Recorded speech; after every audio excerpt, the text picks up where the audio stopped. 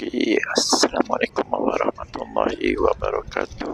Okey, nak ceritakan dengan korang mana pokok lada ni menggunakan baja AB dan pokok lada ni kalau diikutkan dan ceritakan ataupun daripada asalnya, dia perlukan matahari yang cukup banyak lah. Tapi dengan menggunakan baja yang saya pakai ni, iaitu baja AB goncang, dan saya gunakan juga pasu safe watering ataupun tripod tripod ataupun pasu penyimpanan air lah macam tu. Okey, kita boleh jirus dia ataupun kita boleh tambahkan air dia saja. Okay, dengan menggunakan baja AB goncang. Ini agak sedikit teruja kerana kita tanam lada ni di rumah indoor. Okey, yang dapat mataharinya boleh dikatakan tidak banyak lah, tapi kita ada tambahkan untuk lampu.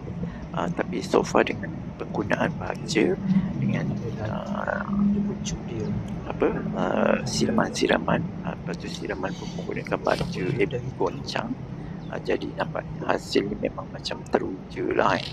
Ni saya nak tunjukkan dengan korang di mana pokok lada yang saya tanam indoor menghasilkan bunga-bunga, dan yang ni kali dia telah mengeluarkan putik-putiknya untuk menjadi buah lada. Okey, lada yang sangat teruja kerana kali ini dia buah yang kedua kali. Tapi buah yang kedua kali ini dengan menggunakan baja AB goncang. Okey, dan di dalam indoor, okey, rumah tingkat 27. Kalau korang tengok, saya cuba tunjukkan dengan korang ni, sebenarnya cuba nak zoom menggunakan self esteem tu, tapi macam tak berapa nak pandai lagi menggunakannya. Okey, kamu boleh tengoklah, tapi mediumnya medium tanah.